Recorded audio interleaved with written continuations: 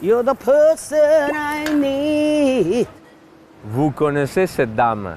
他是我们中国的数为一个艺人吧，唱歌，然后会做综艺节目，现在也是做美食。他经常在电视上教人做饭 ，TVB 到整个大湾区都跟着他学做菜。肥妈会有一个习惯，就是她会做饭的时候会唱歌。哎，对，唱歌。对。You make my life. What's the truth, my baby? And love is what I want, what I want. Hello， 肥妈。What the world 你好，你好，肥妈你好。needs now. 哎，嗨，那样。你好，你好，你好，我是韦伯，我是韦伯。I'm really happy to see you because I mean you're always so energetic, always so happy, bringing the good vibes. I'm always happy. You know what?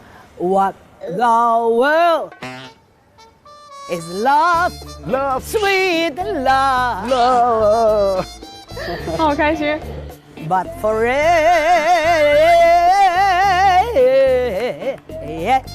everyone. 给你鼓掌。很好。佢話你唱得好好聽啊！太棒太棒！哎，肥妈加油！没有，谢谢。I love you so.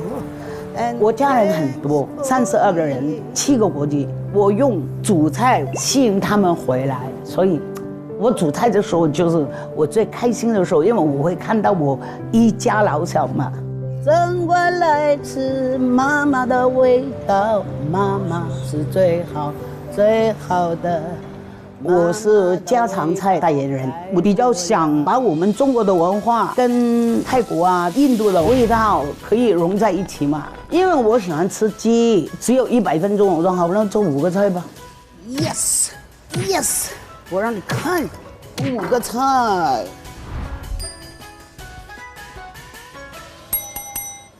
好厉害，在这么短时间里面做了几道菜出来。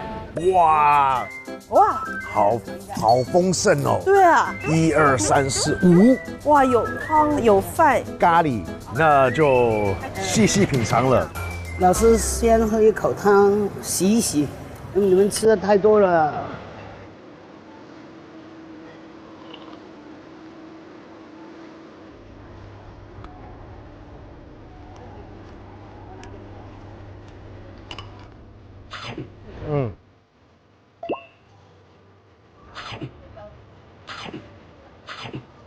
肥猫，我好想喊他，我也想吃。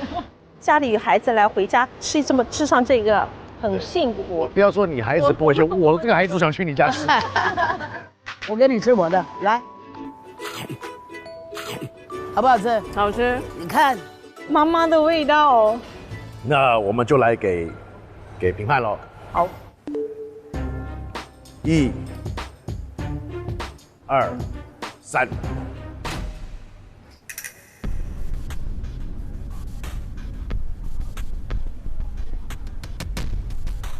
这个鸡，我觉得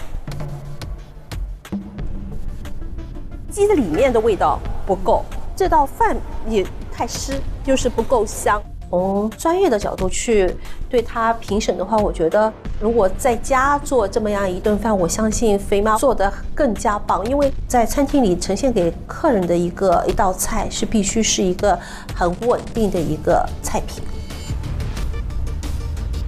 肥妈，对不起，没事。我说没有什么好不好的点评，每个人有自己的胃口，每个人有自己的那个味觉嘛，家里的味道嘛，不跟人家师傅要比，我自己创的、自己煮的无所谓。喜欢煮菜的人呢，就喜欢煮。Maybe I didn't know。而且我有顽皮，我虽然70多岁，我就很想来参与一下。我那次来呢，就是想告诉大家，其实家里的妈妈也是一个大厨啊，我做到了，一直我也可以告诉人家，我做到了。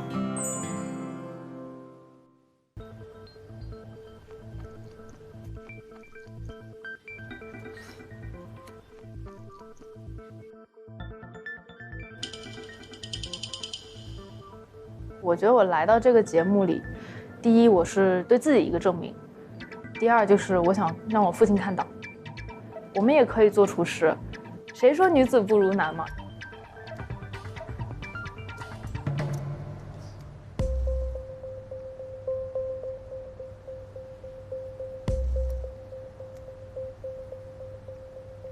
实际上，这个素菜要做好啊，是不容易的。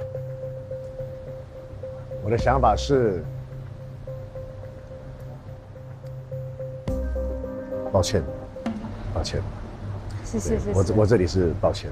对。这个菜它对我来说的话，可能是一个比较遥远的感觉。法餐本来就离我们挺遥远的，因为没有人是每天吃法餐的。他又做了一个更遥远的料理，就是全素。他这道菜如果是个开胃菜，或是放在一个比较油腻的菜里的中间去品味它，洗你的口腔哈，就是解腻一下，这个是 OK 的。所以他这道菜可能就没有办法 KO 到我。那我也来表达一下我的，那也不好意思了。好的。所有的味道就是，比较平。你说你有北节瓜，节瓜的花，大节瓜、小节瓜，你每个阶段的节瓜是什么样子，你把它表现出来，否则就是一样的，就没有意义了。好。它就要有一个很鲜明的感觉，对，单一的味型支撑不了。素的东西要做好，真的很难的。很难啊！加油！谢谢。就本来还是想把这道菜突出它节瓜的风味，用不同的口感来衬托它不同的味道，但是好像没有达到预期的效果。本来说干掉我爸，把自己干死了。其实我带队去国外打比赛，桌面都是干干净净，像是没有在那里工作过的。虽然你觉得简单，但是其实真的是不简单，它是靠一个长期养成的习惯。所以说，我也呼吁一下，就是说我们的大厨能够有一个更好的一个工作态度，就是你要把自己做到一个极致。我们这边做菜真的让人赏心悦目。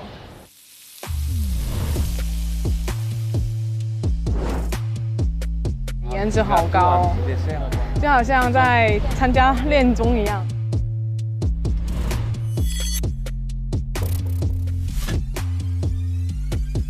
大家好，我是驻马店芳心纵火饭，之前是在法国蓝带学习过法餐，目前经营一家美式餐吧。今天做了一个自己秘制的一个汉堡。我是驯龙高手，今天带来的是用白芸豆制作的一款龙果子。这一次准备了一些比较时令的鱼，还有虾跟贝，组成了一个5种寿司的一个拼盘。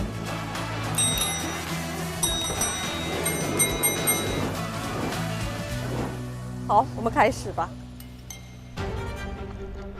我个人觉得有点偏甜的。不好意思。谢谢。好，老师再见。好烫。我觉得你的白芸豆的豆沙或者什么，它不够细。不好意思。谢谢老师。是醋饭嘛，肯定是醋饭。醋饭的调配也是很重要。它的醋饭在我这里是没有记忆点的。抱歉。谢谢。他感觉全场太扎眼了，他个子又高，人长得又帅啊，对，就那个宝岛主夫是吗？范儿很足。Hello， 大家好，我是宝岛主夫，我来自中国台湾。宝岛主夫，老家台湾，台湾哪里？台北。我外公是四川的。OK。我外公是民国那时候在台湾非常有名的一位厨师，给很多名人做过菜。对我来说，只有味道可以延续，记忆才会都一直都在。所以说，我想做一些我外公的菜，而不是说我做fine dining那些东西。那你今天做的是？其实我做台湾那个茄汁牛肉面。哇，牛肉面，我很期待牛肉面呢。我不走了，我就坐这。好，我坐在那边等。没有。哇，开心啊，你知道，因为牛肉面是我非常喜欢吃的一个料理，所以我对它的期盼还挺高的。哦，好香哦，这是你的味道吗？啊，这是汤底。哇，好香啊，这真的好香。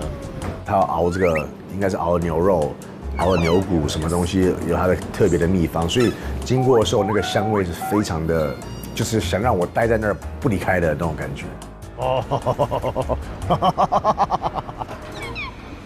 不过你今天拿一道牛肉面来，还是很有意思的，很期待。这道菜名其实我纠结了很久，然后为什么会选这道菜呢？因为大家每次回老家会回家乡，就好那一口面，我外公每次一回去就会煮一碗牛肉面给我吃。这道菜名的话，其实我会用传统的方式来呈现，但是加了我外公传送给我的独家秘法，用了16种秘制香料来卤制牛肉，绝对是大家没有吃过的味道。他在颠锅了，他在颠锅。所以他应该是，虽然他做西餐，但是他肯定做中餐的东西也是有所钻研的。法国蓝带出来的还是有点料的，隐藏了实力还做了一个中式的牛肉面。哇，我的牛肉面，刚刚好。哦，刚刚好。哇，宝岛很传统的牛肉面。看到这种东西我就闻鸡起舞。你惨了。我惨了。这边我帮你们分好不好？还是好。我觉得第1碗得给潘帅的。好啊。第2、第3碗也给我。尝看看。而且汤很浓郁哦。吃面一定要这样。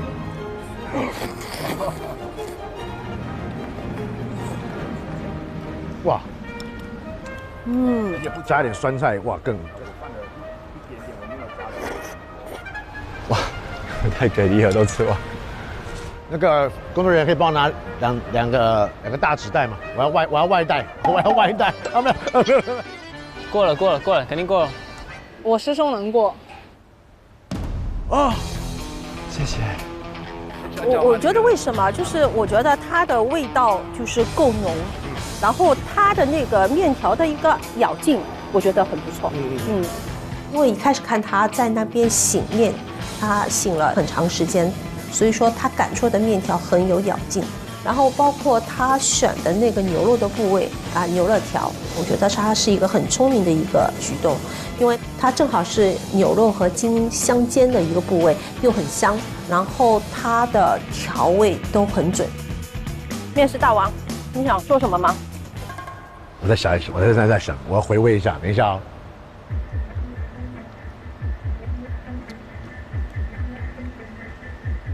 估计 OK 的这个。什么？他不给哦。抱歉。没事。可能因为我吃牛肉面真的吃很多牛肉面，我会回想说，那这个在我这些吃的牛肉面是不是最top 的？因为既然来这个炙热游戏这个节目，那肯定我的标准得提高。我是觉得他很有可能不会晋级的，因为我觉得第1轮是每个选手应该拿出自己的拿手菜，而不是说一个你非要去讲故事的菜。你的拿手菜你是做法餐的，你的拿手菜肯定不是红烧牛肉面。因为当时我觉得是好吃的，那刚好邱老师也喜欢，那我觉得这个东西是介于好吃跟可能还不够好吃的这个中间。我们要叫人吗？好，我们要叫人吗？我们叫人。潘玮柏启动分歧终结权，此权一出，争议终结，可指定另一组任意1位评委成为第3方评审。他们要叫人过来，月月来了。我想先问一问，是谁给的过，谁给的不过？不能透露。直接吃看看，你觉得？好。哎呦，爷爷河南人啊。这叫什么牛肉面？台式的茄汁牛肉面。哦。对，然后我这是用的是姜黄面。那我想有一点手感，这个是我亲手做的。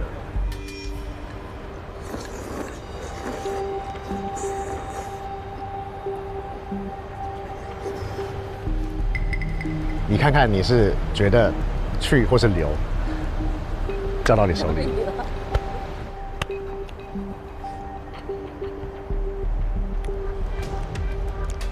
首先，既然意见有分歧，就说明一个人认为特别好，一个人认为还不够好。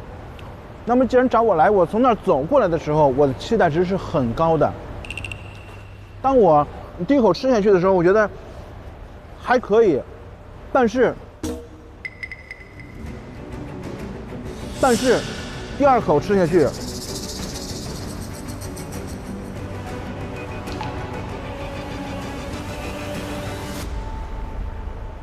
更棒。哦，真的好好吃，我觉得好好吃。好，你给的过是吗？我没给过。恭喜啊，恭喜！谢谢潘老师，谢谢潘老师。我的标准就是能不能够推荐给我的家人们，我觉得完全可以。番茄的味道，我觉得90多分，牛肉90多分，这个面可能没有到90多分，但是我觉得已经非常非常好了。谢谢岳老师，恭喜恭喜恭喜！谢谢岳老师，谢谢，感谢。哇哦！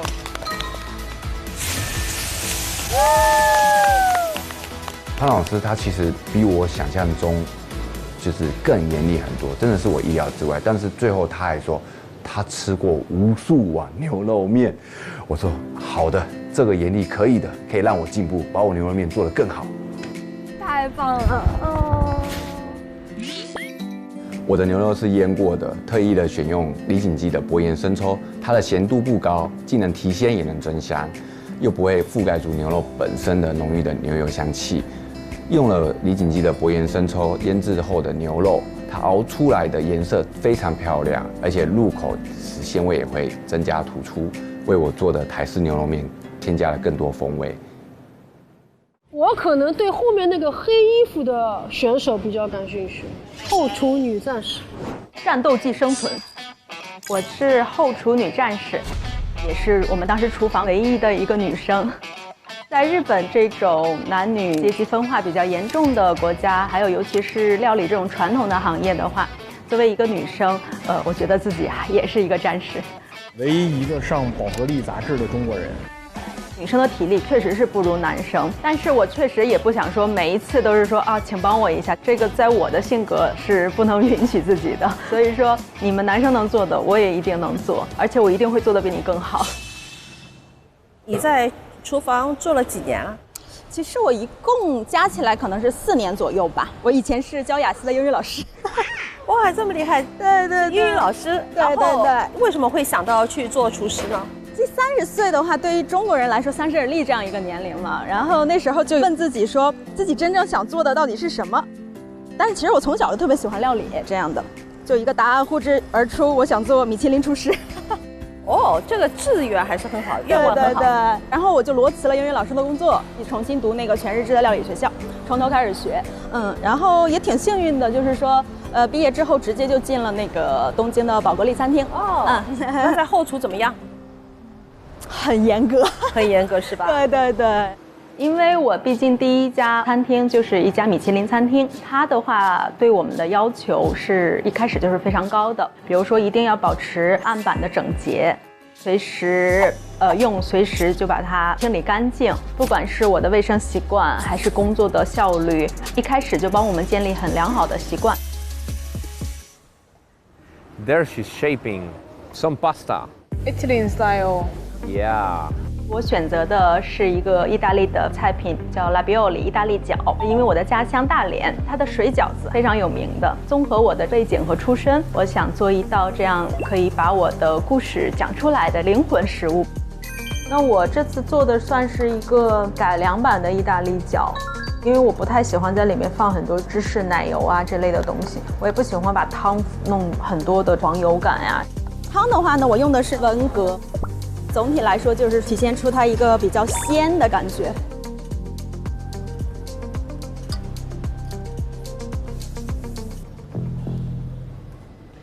我用的是当地的文蛤，是第一次用这个文蛤，它出来的汤的味道确实是和我之前用的味道比是比较强的这么一个味道。因为整个汤的调味对这道菜来说非常重要，绝对不能出错的。我当时可能就有点心急，我一直在调整，一直在调整。能把握住味觉得很准的一个方式的话，就是在做的过程中反复去试，这样才能够把一个味调得很精准。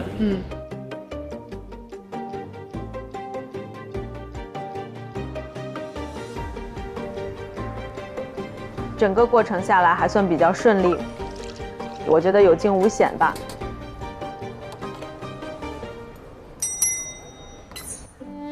这道的话呢，是一道非常传统的意大利饺，用到这个日本冰明湖的海苔，同时呢还有大连的海麻馅，请2位评委品尝。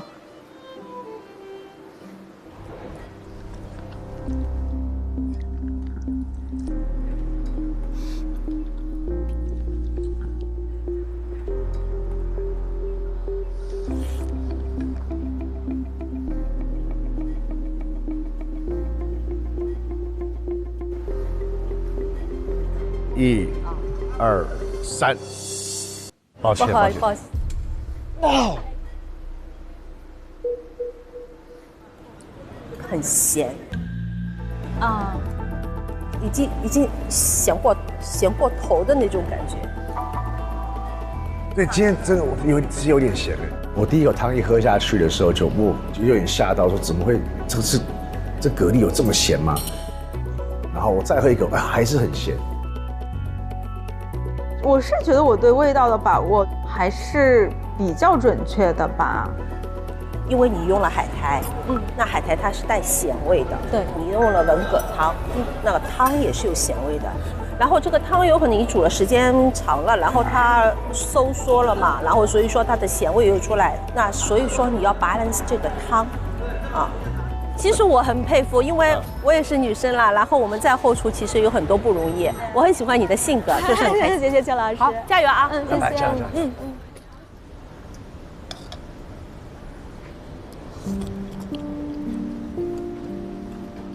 我是想说，我想用这道菜去讲一些故事，表达出我对料理的这个理解。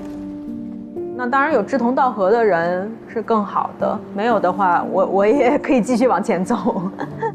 我会在自己的选择的路上一路前进。刚刚那个有点咸哦，真的咸。对啊，我第一口我心想我是不是错觉？我不是，我感觉是不是错觉？你把它全吃完了，我朝着你看。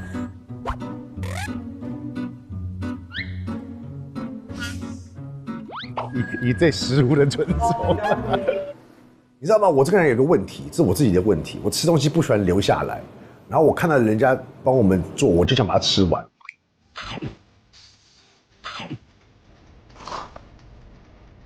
哪怕他最后过不了，我也会尽量吃完。抱歉。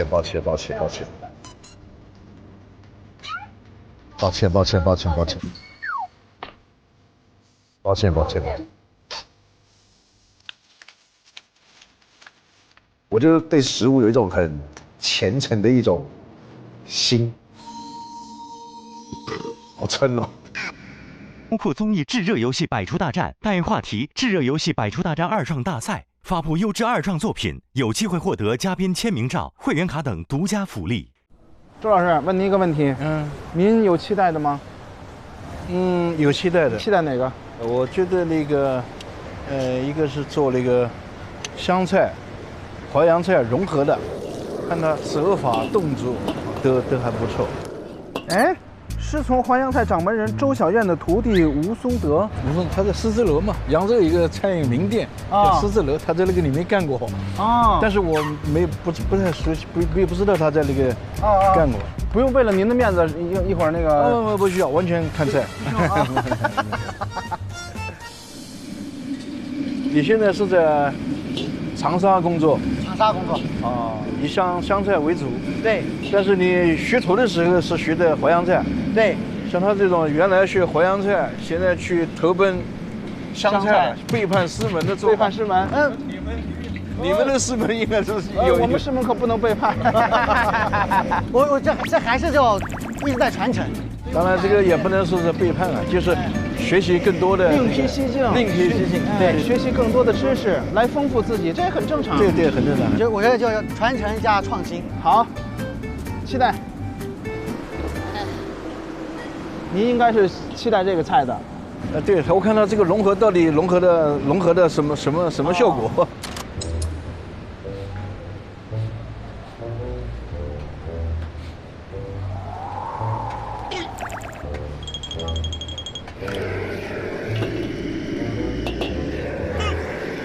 这用来吊汤了吗？对，吊汤。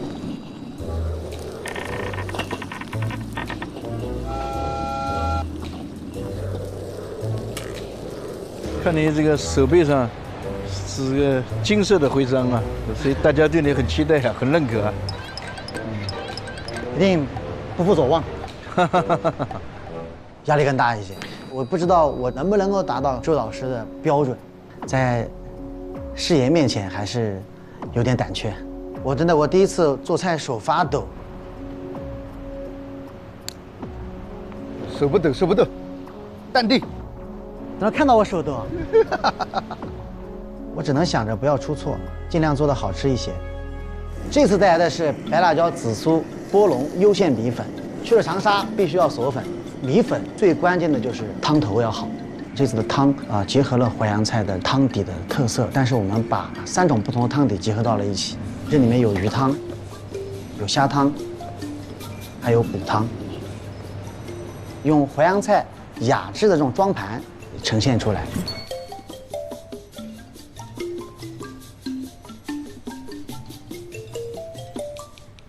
上菜！乌龙，哦哟，乌龙，哎呀，真正时刻来了，哥。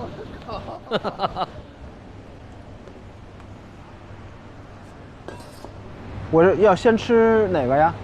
可以先吃龙虾，对，然后再吃米粉。这个龙虾肉就不会变得很老。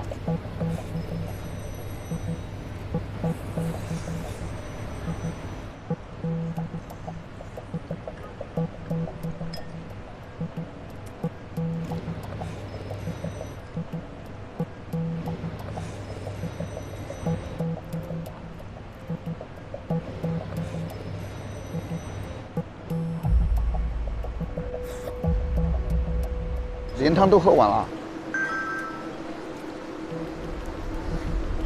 融合的菜对吧？对，湘菜和淮扬菜的融合结合。那你紫苏啊、辣椒啊是湘菜的元素，对，淮扬的元素在哪里？淮扬的元素就是我们还是想把这种呈现的方式，湘菜不乡土，然后家常不寻常，然后就是把这样的一个理念能够让大家对湘菜有个另外一种改观。就是在呈现方面，呈现方式借用了淮扬菜的。然后虾肉其实我们就是借鉴了淮扬菜腌制高油河虾仁那种方式。好，有答案了，我们有答案了。3。周老师不会给，他对徒弟很严格的。你喊2。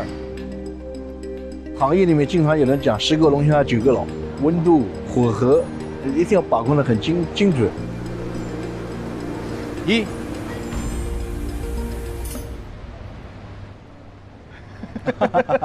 没用啊，有用，有用。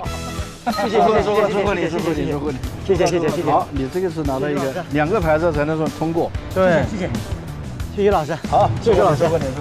我觉得好吃到，我一定要推荐给我身边所有，可能吃的顺序也是对的，先吃这个，再吃面，最后喝汤。对，这个越吃越开胃，没错，吃饱了筷子还想动。太棒了，这个龙虾。我做菜不仅讲究色香味，也讲究营养均衡。平时做菜我就喜欢用金龙鱼1比1比1，它跟单一油种可不一样，是由8种好油科学配比而成，配方获得中国发明专利，煎炒烹炸都合适，做出来的菜美味又健康。有它在，我对今天的比赛很有信心。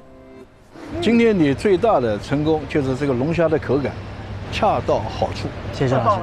因为我们说的龙虾，很多厨师掌握不好它的火候，所以他用上浆的方式，然后在油里面滑油，它没滑熟，它滑了5成熟，然后再把它泡到汤里面，这样子它上桌以后呢，口感是恰到好处，所以它在这个的过程把握得非常好，而且这个味道呢，回味有点辣，辣的开胃的辣，酸酸的辣，这个味道就调得恰到好处。谢谢周老师，谢谢周老师。我觉得得到周老师的专家的认可，真的是能够开心一年了。好。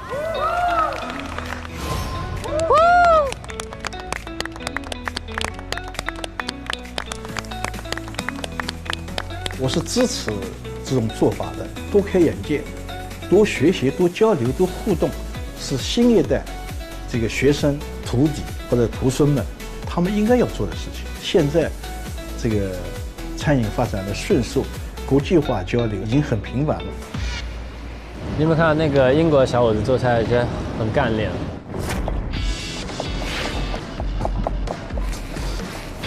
英国中餐扛把子。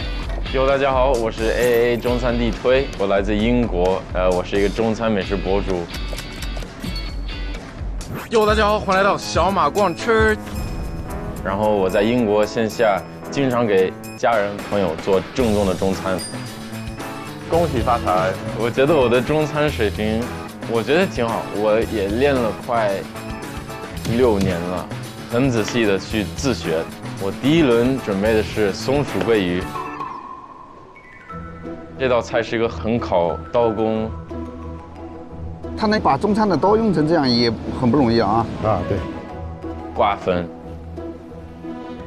火候，有好多技术要做得好，所以感觉是一个很好的一道菜，可以给大家看我能做中餐，展示一下我会的技术啊！哎呀，还会翻锅，中餐还可以哦。一个国外的人做松鼠桂鱼，松鼠桂鱼嘛，应该是淮扬菜当中的一道名菜。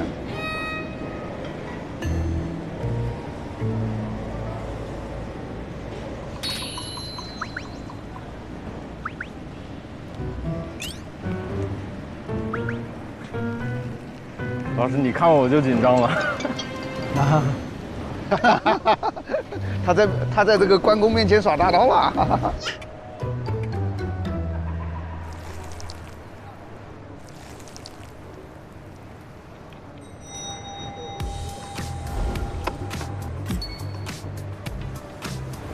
尝一下吧，尝一下。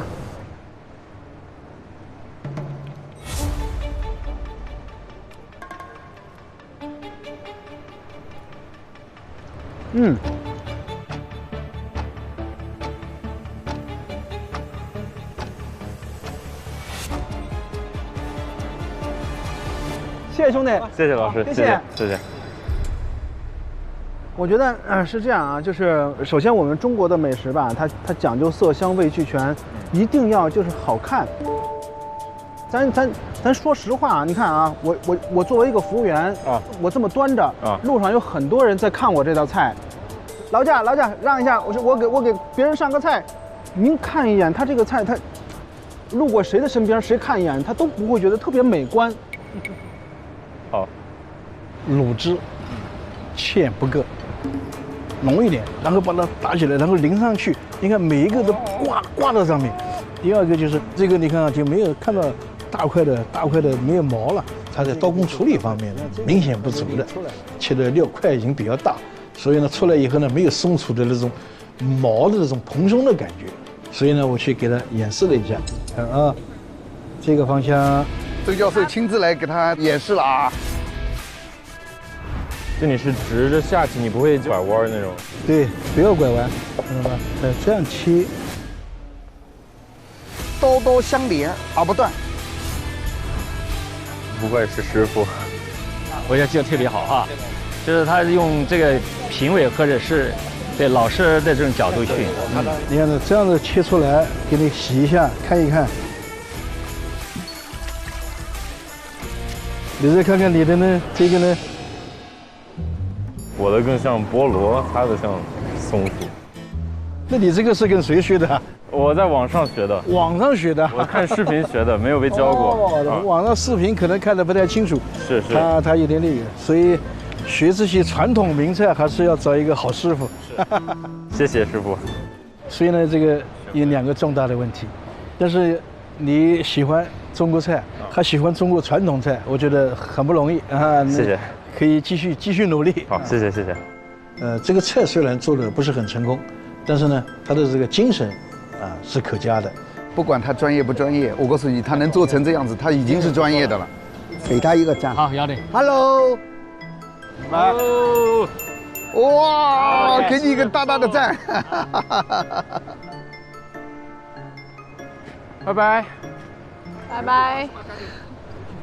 哇，这个天气真是非常闷热啊！要不要点一杯冰咖啡，冰爽精神一下？好呀，那就得用我的外卖神器淘宝闪购。你看，淘宝闪购每天都可以领取大额红包，还能有机会抽到免单卡，还有爆品1.9元起免运到家，点外卖更优惠哦。这么便宜，一杯咖啡才几块钱，那我也来一杯。世界第一。这个称头的意思是说，你做饭做菜是世界第一吗？当然。真的假的 ？UV 出来的世界第一。大家好，我是世界第一。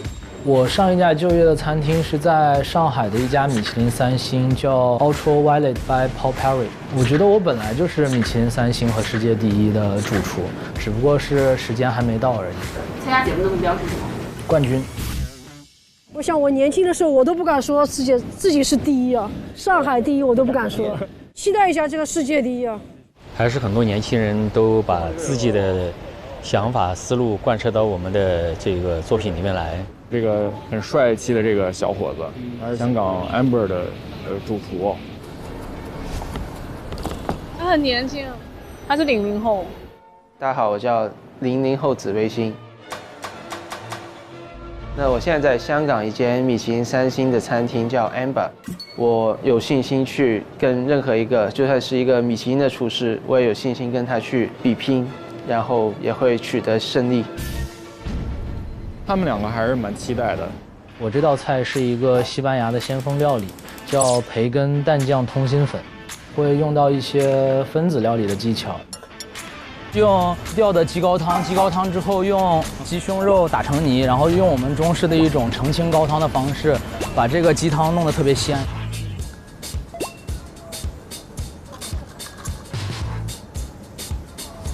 他把汤做了一个像意面那样的管，用花生泡椰奶去打成的一个浆，然后过筛做成泡沫。那边是在做鸭子，这边对，他鸭子拿出来了。我准备的菜是一个烤鸭，其中一个很重要的概念就是我运用了一个鸭子的所有不同的部位，也是现在一个 sustainable 的概念。他在酿馅儿了，这个菜我也做过。他把鸭的脖子去除以后，把它的骨剔了，像香肠的肠衣嘛。然后这个时候他把馅儿酿进去。因为一般大家吃可能烤鸭都是你可能有很脆的皮，但是肉质可能比较老一点或者柴一点。但我就想将一种法式的那种很粉红鲜嫩的肉，再配上一个像中式烤鸭那种很酥脆的皮。那最后这个呢，就是用所有的鸭骨去一个 sauce。我觉得，与其拿出一个很保守的一道菜去参加比赛，那不如去做一道我想去做的，不管它冒不冒险，我觉得对于我来说无所谓。它那边的鸭都会亮一点的颜色。一直在量那个温度，做这个鸭子的很谨慎。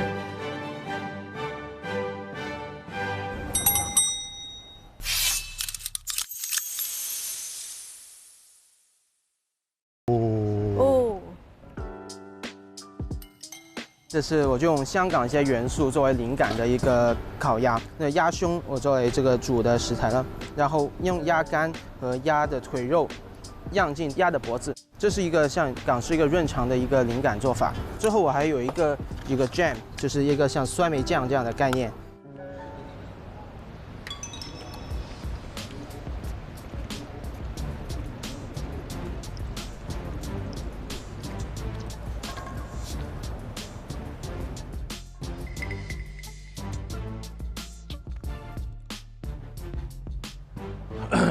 我可能有句话跟你说，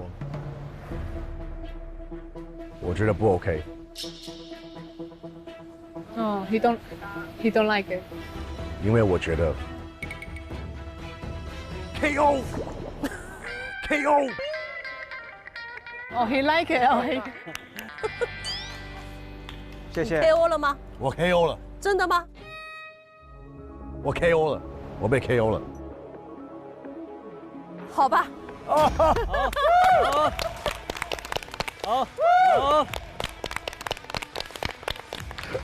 恭喜！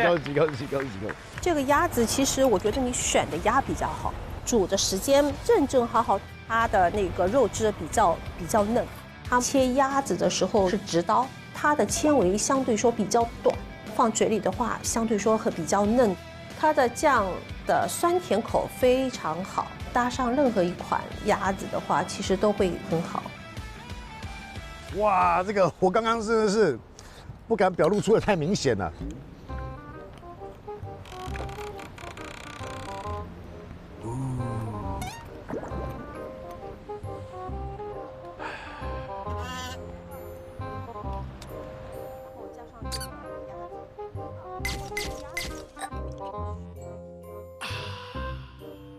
你今天看天看地，看左看右，多少？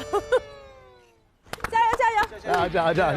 谢谢老师。看好你啊！这个孩子哦，前途无量，在这个年纪能做出这样子的料理，这样子的口感，那他的酱汁我觉得是挺独一无二的。然后搭配他这次做的这个鸭肉，是放不下叉子跟刀子的，100%的 KO。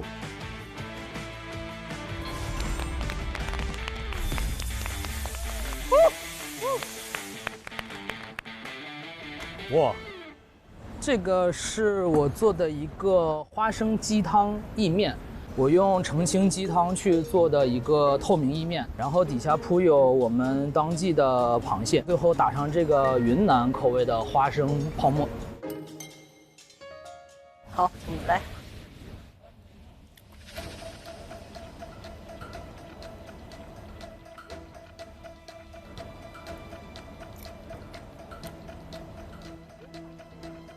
这个我觉得会给我，因为我也挺喜欢这种东西的。它又用果胶，又用那个吉利丁，你还敢吃吗？那我们就3、2、1。谢谢，不好意思，谢谢。我很意外啊。我觉得这道菜它太粗糙了啊，有很多细节它都没有做好。那个蟹肉不新鲜，都是水水的，它的面条也不够 Q 弹，打出来的那个泡沫不够光滑。其实我认识泡爷很多年，我相信，如果这道菜呈现给泡看的话，我相信也是通不过的。听说你是 UV 出来的是吗？那 UV 的话，我有去吃过。为什么每一份都这么小啊？就是因为他每个人都是一小份嘛。你知道我该不会是唯一去那边吃2份的人吧？有的也有啊，吓死我！我以为只有我是这样子。哦，你吃了2份吗？我每个都吃2份。对啊。我觉得 UV 是这样的，就是如果我们是以果腹的概念去评价它的话，我觉得它肯定不值它的那个价钱。但是，可能我个人观点，对于我来说 ，UV 已经是在吃好饭的基础上，为饮食去提供情绪价值、氛围感，然后会有一些更巧妙的构思。我觉得它的艺术构思对于我来说，它已经像一个很跨时代的艺术品。很棒，加油！谢谢，啊，谢谢老师，前往世界第一。谢谢老师。好，加油！可能我的菜品完成度还不够高，但我觉得后续还是可以去继续改进的。我觉得我一定会拿到属于我自己的3星，也会找到属于我自己的团队，所以这路上的每一步都是为走到那个终点的基石吧。不是，对不起，裁判还有多久？50分钟。50分钟。OK。Oh my gosh！ 你看我的眼睛，真是糟糕了。别扯。我们只剩下42分钟，大家赶紧。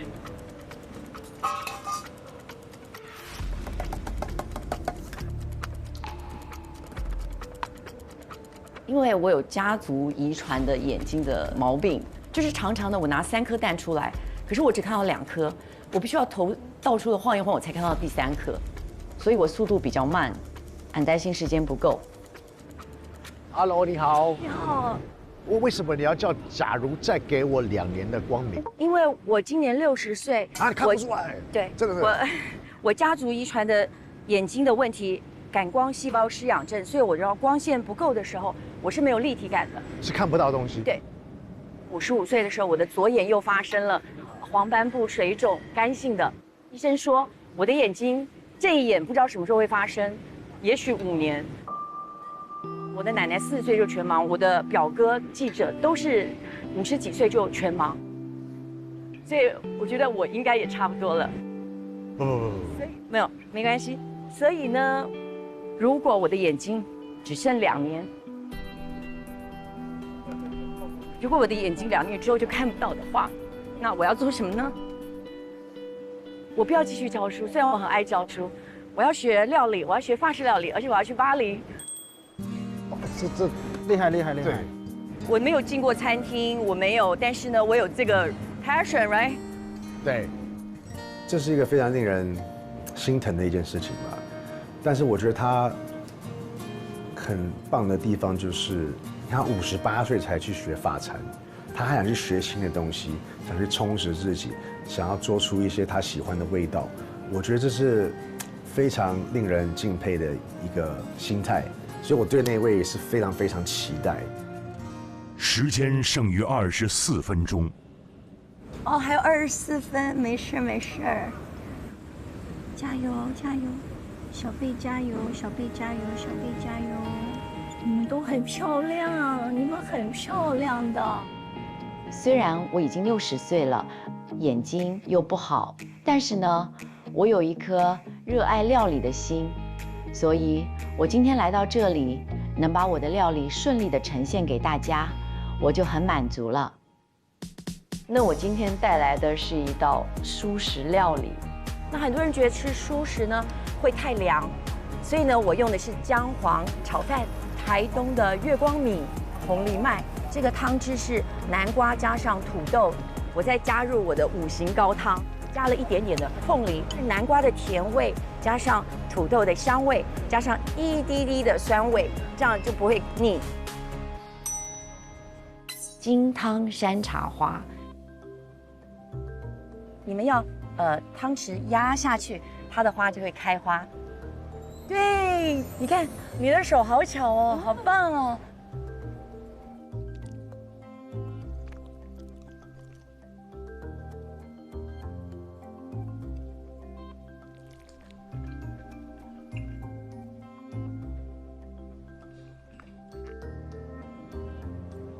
我感觉对我来说啦，个人来说是个很新的一个料理，很新的创新也好，然后味蕾的感觉也是没吃过，都是挺新鲜的一道菜。其实你这个所有的整个一个菜品是很健康，但是呢，当你入到嘴里面的那个层次感，要稍微再调整一下。没问题。那我们就准备给出结果。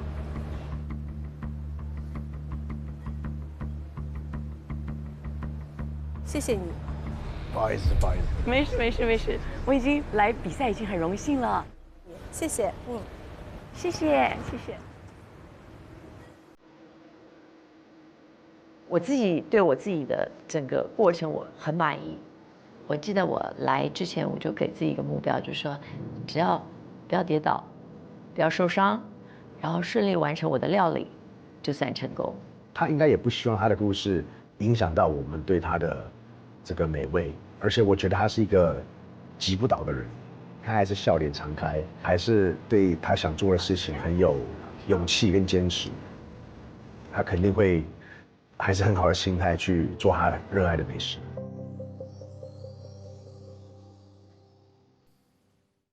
我这个你看这刚才干嘛？这是我割肉啊！美女与野兽呀，拿着锯羊肉，开羊腿，看得出来也是熟手啊。最吸引我的就是你这个，真的吗？真的。我今天做的是一个羊腿的煲仔饭。羊腿煲仔饭。我跟其他厨师呢不太一样，就是我是一个生意人，我开了11家餐厅，他们全部都很火爆。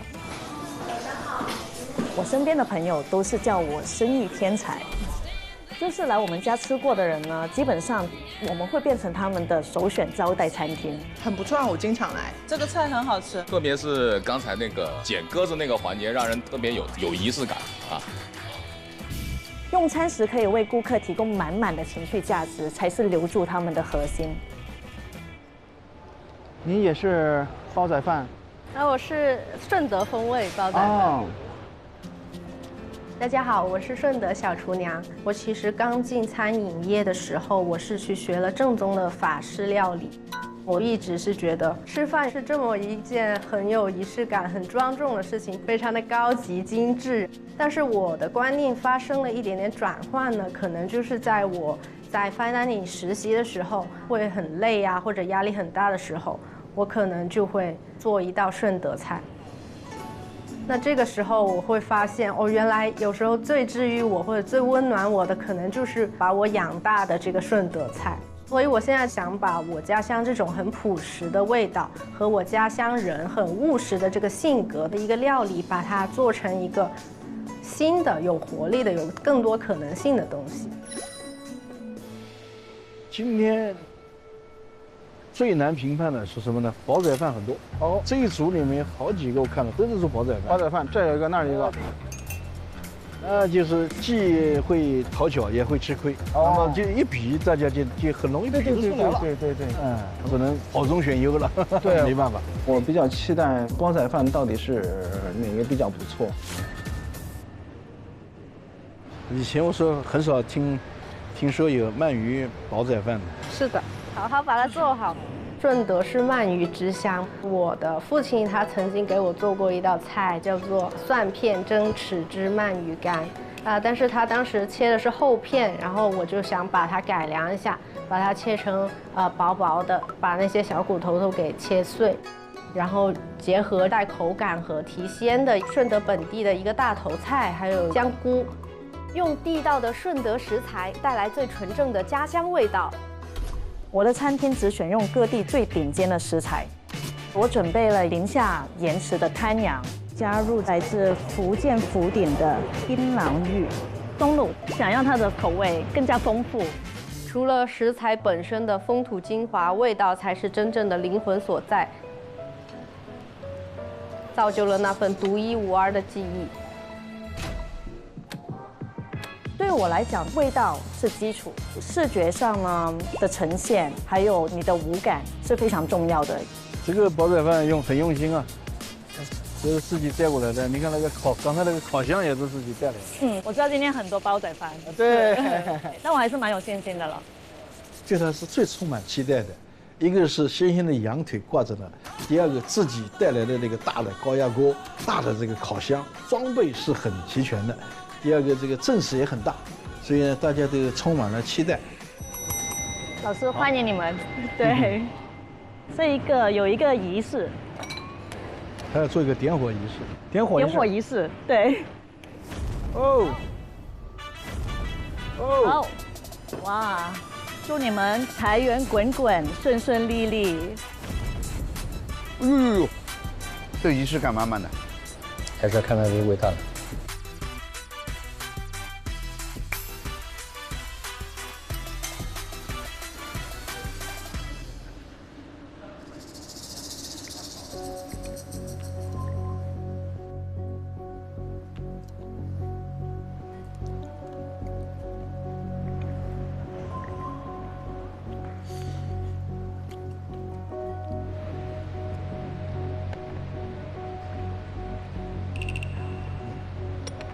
这羊肉是很酥脆，很酥香，跟锅巴一样的感觉。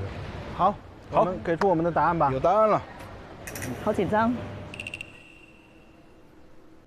请品尝。这里有一些茶，如果你们觉得腻的话，可以喝一口茶先解腻。我们看了煲仔饭了，他评委。来，看看人家的煲仔饭。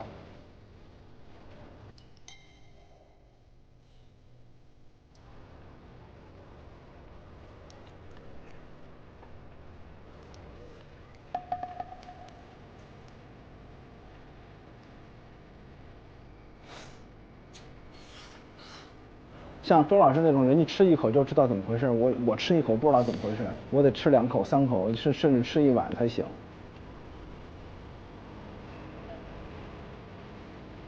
这个锅巴是锅底下刚刚搬上来的吗？刚刚做好，放到下面烘干了。啊，一烘干了再烘了一下。对。再帮我盛一份。好。好。好。老师，等我1分钟。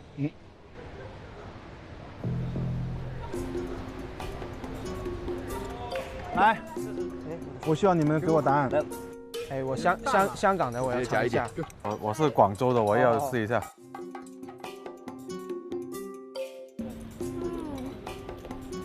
哦，越嚼越香，越嚼越香。如果过，你告诉我个理由；如果不过，你告诉我个理由。过的话，就是它香气，我觉得做得很好。没有，它食材真的搭配得不错，对，味道怎么融合食材很多，很丰富。不过的话，可能不够创新。我是觉得那个锅气啊，煲仔那个锅气好像差了点。OK， 我明白了。他们感觉怎么样？他们属于进电梯了，他们不希望电梯太挤，他们给出了不少意见。我心里有答案了，您呢？我也有答案了。来，这2个煲仔饭谁会赢呢？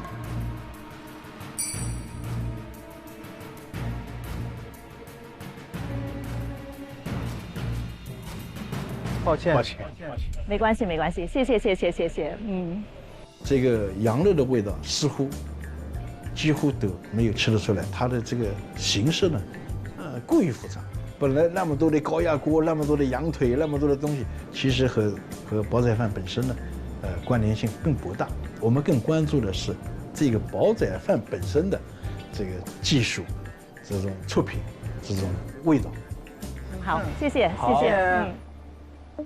我还好哎，因为我觉得所有的这些好或者是不好的舆论，到最后他们都会带很多的流量到餐厅，所以我很欢迎各种的，就说舆论。对。3、2、1。哇！谢谢老师。哦。没想到1碗饭就上岸了啊！我觉得很好吃哎，很好吃啊，好吃！你们这帮人，好吃。确实给我的感觉就是还挺惊喜的，那个饭的那个嘎巴很香，各种层次感也很棒，还有那个茶去油腻，很好。用半干的这种鳗鱼来做呢，并不多。最亮的一点呢，就是它的锅巴，它把本来下面的锅巴拿出来以后呢，又重新再烤了一下，让这个锅巴的酥脆程度呢，更强烈了。然后配到这个米饭一起吃，口感就非常的明显，非常顺。而且它的酱汁呢，用的量恰到好处。这个锅巴和这个米饭的组合，今天是它的一个亮点。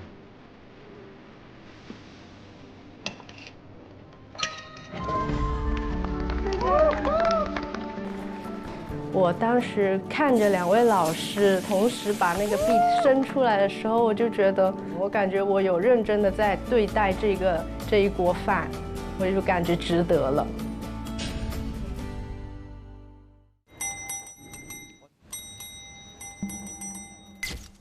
甘油鲍鱼，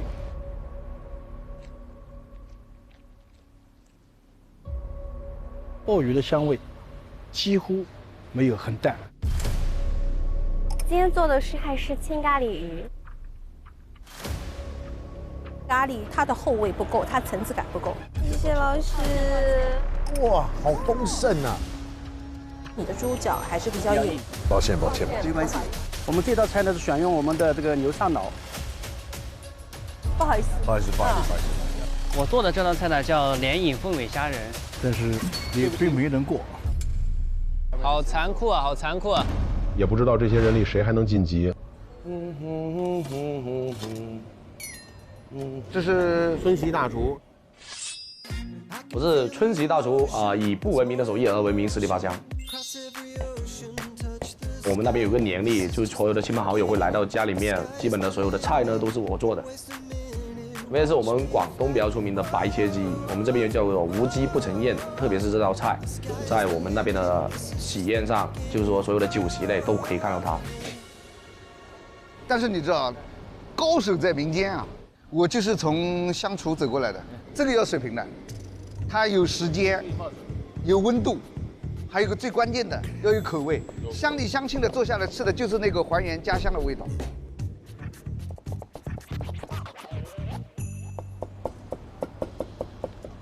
你好，老师。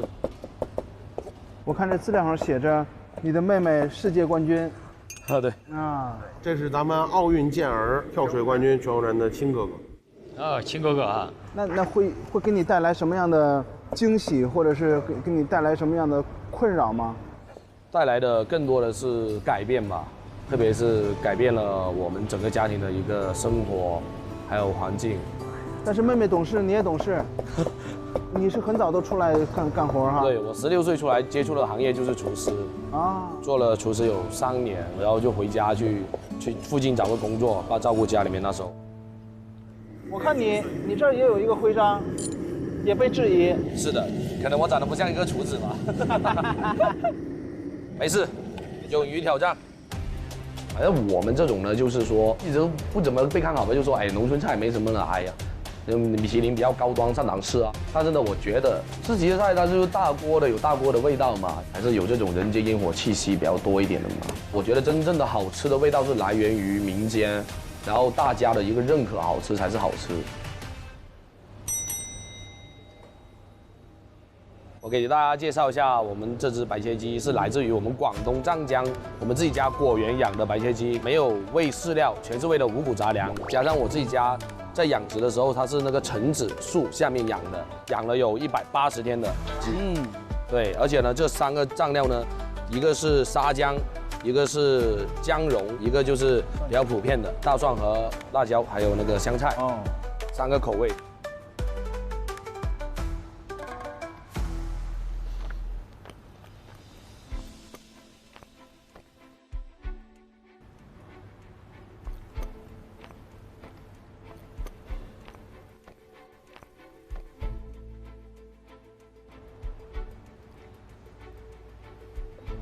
这3个酱汁味道调的还是不错的。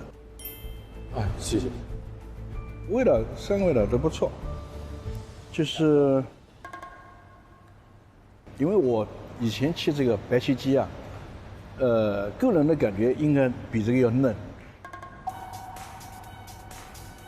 他说我这个鸡没有他吃的那么嫩，有道理，但也没道理，因为呢，他不是我们广东人。在我们那边呢，都是要养到一定的月份、天数的鸡，它的皮才够脆，它的肉质才够紧实。它这个和其他白切鸡相比，在口感上面没有明显的突出，有一点鸡肉的香味，但口感偏老。可能他喜欢吃那种30天或者60天的那种嫩嫩的童子鸡吧，那种鸡在我们广东给我都不要。但凡你饭店里面用这种鸡来做白切鸡，你包会被投诉的。没有那种嫩滑的水分很足的这样的感觉。广东的白切鸡永远都是 YYDS， 不懂吃的人，那只能吃30天或者60天的鸡了，好吧？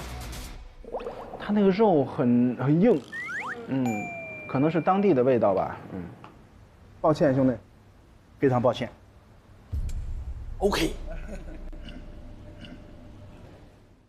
源自自然的精华，才是本味之鲜。要尝出食材自己的味道，我选李锦记薄盐生抽。黄金地带的阳光，酿就独特的岁月鲜香。鲜薄1分会失神，盐重1毫会夺味。减盐味更鲜，让道道菜都好吃。李锦记薄盐，全国销量第1。本节目由点外卖更优惠的淘宝闪购冠名播出。李锦记薄盐生抽，减盐味更鲜，全国销量第1。厨王拼手艺，周转看实力。本节目由实力大品牌杜小满赞助播出。好水煲好汤，好水煮好饭。本节目由每一滴都有源头的农夫山泉赞助播出。营养均衡就吃金龙鱼1:1:1，金龙鱼1:1:1调和油，全球销量第一。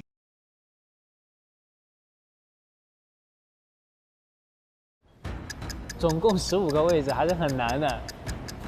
其实你看这个选手的话，他用的实在很多，操作起来看也很有经验。他跟我去比赛之前，一起比过赛，奥林匹克的去德国跟我一起比的。奥林匹克金牌队长齐强，我队长，他是我队长，我队长来了，强哥。强哥当时在队里面，他是带我带的最好的一个。强哥在队里面，他对我的提升帮助是最大的一个，是一个很好的队长。其实他在我们团队里面还是算比较优秀，因为他比较年轻嘛。哎，你是奥林匹克的金牌，对，也就是厨艺界的奥林匹克。对，他是怎么比呀？我当时参加的项目是人展台。当时是有30多个国家一起，总共加起来可能超过2000人。2000人，超过2000人。他长得特别年轻，就是个小朋友。我以为奥林匹克冠军会是那种，你知道，霸气的，然后就是见过世面的，一看像个初中生一样，你知道。然后所以说，我对他的期待值相对也会变高。你现在在上面，他在下面，你什么感想？理所应当是吗？从比完赛，我们也1年没见了嘛，让强哥来检测检测我的能力，之后晋级的话，我会选择我的队长。在赛场上，既是对手也是队友。既然刚好有这个机会，何不同台晋级一下呢？我这次比赛带来的是一个半汤类菜品，它是莅鳞马头鱼。然后搭配上一个云南大理的一个酸汤汁，那个酸汤我们运用了酸木瓜、素番茄，然后香茅草，然后柠檬叶一些比较好吃的香料，用不同的水烹饪，菜肴味道不一样。天然的水含有天然的微量元素，可以激发食物中提鲜物质，令汤羹更鲜美、更浓郁、更可口。一道好菜不仅是火的艺术，也是水的杰作。好水煲好汤，农夫山泉。煮了把香味跟风味萃取完以后，就可以用一些南瓜泥来调一个颜色。哎，他手里现在做的是什么东西啊？好像是一个慕斯类的。这个慕斯其实是奥黛的做的一个慕斯，是提升口感的东西。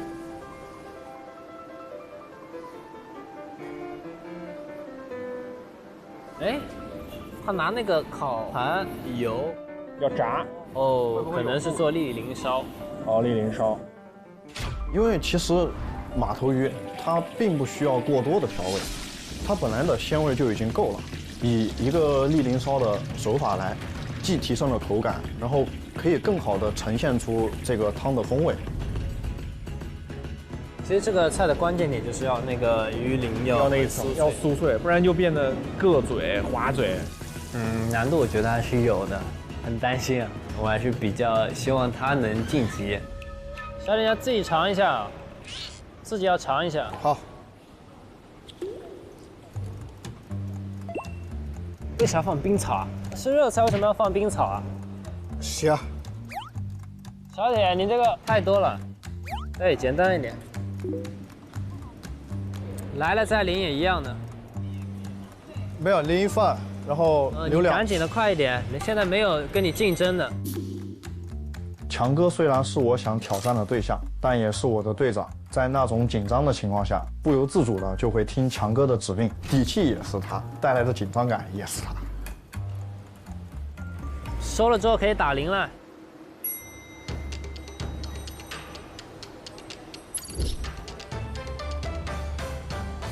奥林匹克冠军，哇 ！This is chef of my team. Really? Make him win. Yeah. 稍等，我给你们淋个汁。然后上面是要擦一些云南的木姜子根。然后它吃的时候，我的建议是从鱼的中间一直蒯到底，下面是有奥带，然后搭配着旁边的蔬菜一起吃，是不同样的口感。它中间是鱼鳞的脆，然后鱼肉的嫩，加上带子的弹。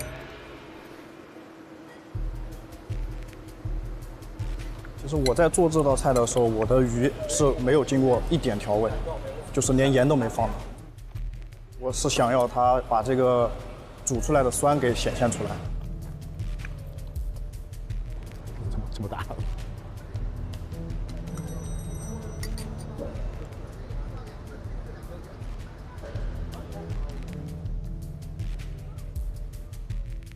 But this idea very nice. 你先给吧。其实有时候我觉得标签如果是太高，可能我们期待值会变得很高。期待值变高的话，我们会对一道菜产生更严苛的一个标准。这道菜给我的感觉是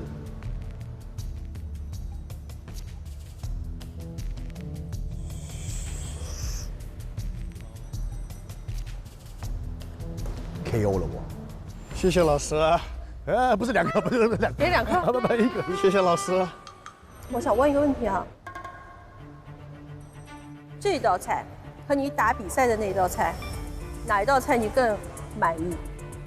如果是我选的话，我会选这道。这道菜。啊。我不知道，我看不到。谢谢。哇！恭喜！打比赛的选手啊，他的所有那些都是有规定的。首先他自己应该带着钟，他会掐着秒，包括他的桌面所有的器皿、垃圾分类、砧板颜色都是有比赛的一种状态。然后其实这一次他就是把来源于生活的那些东西融入了这道菜，其实让这道菜更有生活感，突破了在一个味觉上一个很好的一个呈现。因为你做的比较酥嘛，对不对？就稍微煎的酥，到最后咽下去的时候还是酥的，这个我觉得还挺厉害的。这个口感非常的独特，它是有一点酸酸的，然后带一点鱼肉的咸美，配起来我觉得那种冲突感是会在你的嘴巴里会产生很多化学反应。我到现在还记住那个味道，这个是我觉得很不简单的东西。加油！好，谢谢老师。有记忆的味道。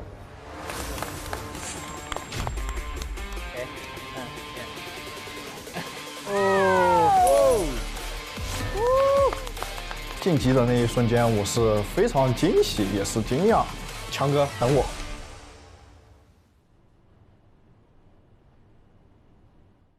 晋级名额仅剩最后5席。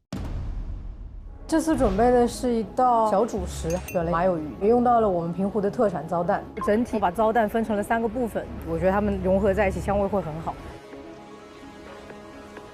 这道菜应该是我吃过大江南北没吃过的。谢谢老师。哇！我以为没有。你把糟蛋的一生分解出来了，我觉得很棒。谢谢老师。我叫书圈天菜，因为我是一位素食主厨。这次我带来的菜是用最常见的食材组合起来的。山城的感觉，这种层次感很鲜明，太好吃了。哇！哦，谢谢，谢谢两位老师，谢谢。做素食做好不容易。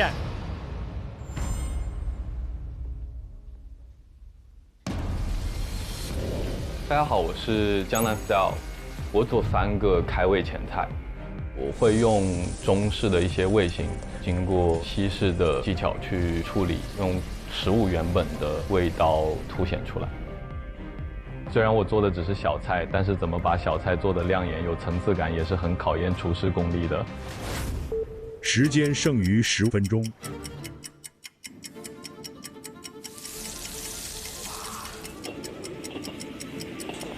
没多少时间了，这还没做完呢。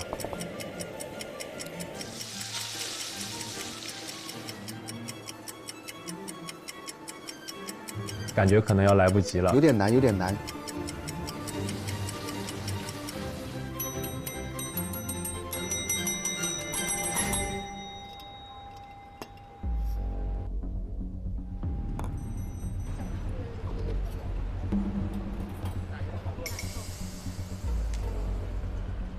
我出菜的时候比较晚了，有很多人先按铃了，评委们要先去他们那边品尝，有点担心等太久了菜品会受到影响。还没来呢，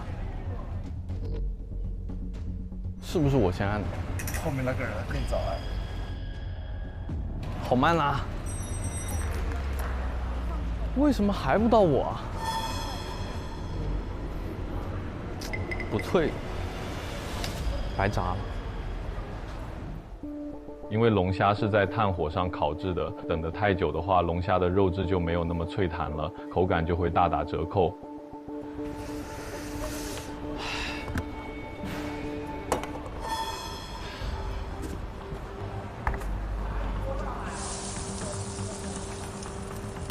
谢谢啊。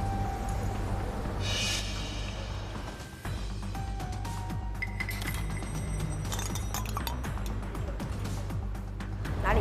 那边。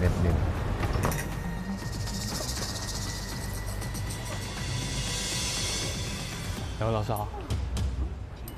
然后这是3个开胃小吃，然后我用中式的方式去呈现，它是2人份的分享形式。然后建议先从秋叶梨开始，然后吃到龙虾，再吃到黄鱼。好。是我没尝试过的，但是毕竟它只是个小菜，真的能跟很多人做大菜比吗？在这里，我是会觉得有一点可惜。这个做小菜的有点难晋级了。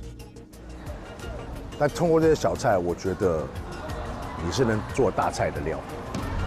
加油！谢谢。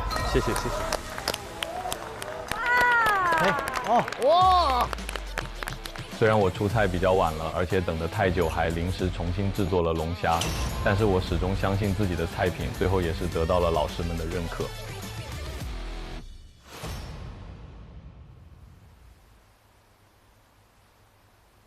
第一关比赛已结束，15个晋级席位还空缺2位，请4位评委从获得1枚火焰币的选手中选择2位复活晋级。经过我们4位评审商议决定，我们决定复活2位。那这2个名额最后是谁呢？你看好谁能复活？就那小女孩呢？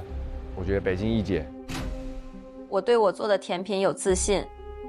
我看好那个甜品了，墨蓝色的裙子啊，跟后面那大哥，他2个都是甜品。估计这苏能复活。对，这个应该这个争议有点大，感觉心脏已经到这了，心里很紧张又很忐忑。我觉得我能赢，我相信我的能力和我做的菜。是谁呢？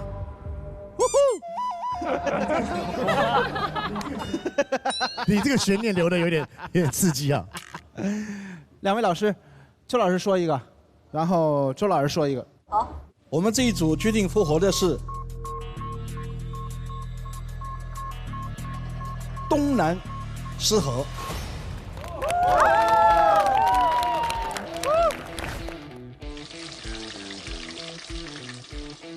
东南狮河，在我们比较下来以后，它的食物链是最小的，层次和味道是非常到位的，但是呢，它主味不够明确，皮的脆度不够了。我觉得这个食物呢非常小。第二个和其他选手比较下来，我觉得它的潜力还是巨大的，所以我们决定让它复活。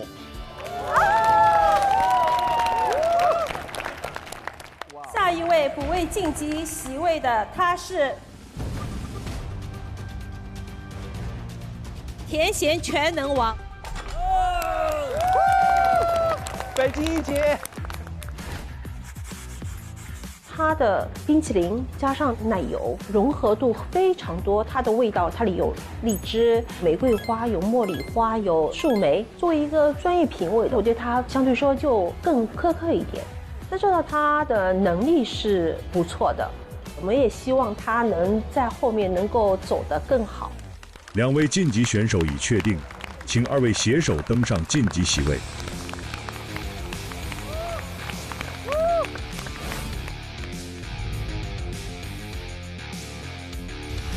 恭喜15位晋级的素人厨师，接下来炙热游戏百厨大战第2关即刻开启。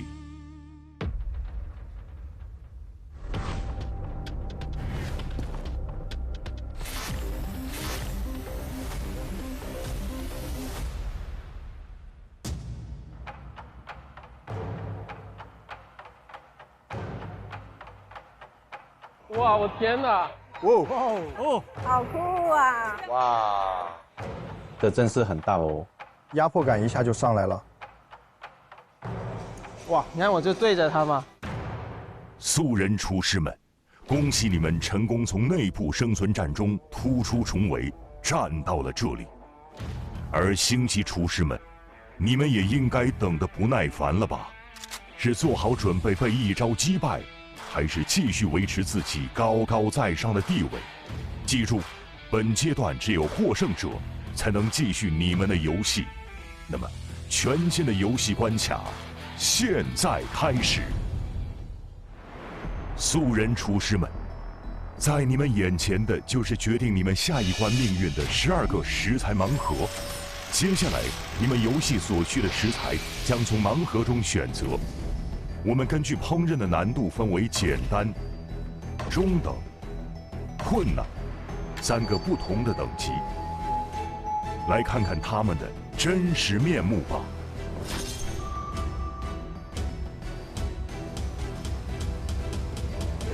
哇，啊，哇，芋头，菠萝蜜，螃蟹，牛舌，是栗子吗？鹅蛋是不是？鸵鸟蛋，这个是可能是石头鱼。那个是不是菱角？有玫瑰花，那是虫，有云南菜嘛？有鱼，黄鱼。这是一只鸡，对不对？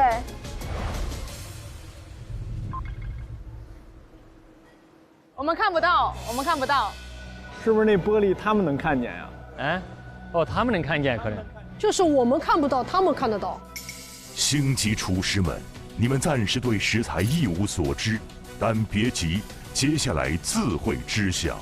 素人厨师们，接下来将由你们自己来决定下一场对决的食材和你将要面对的星级厨师，你们之间的首次碰撞即将开始。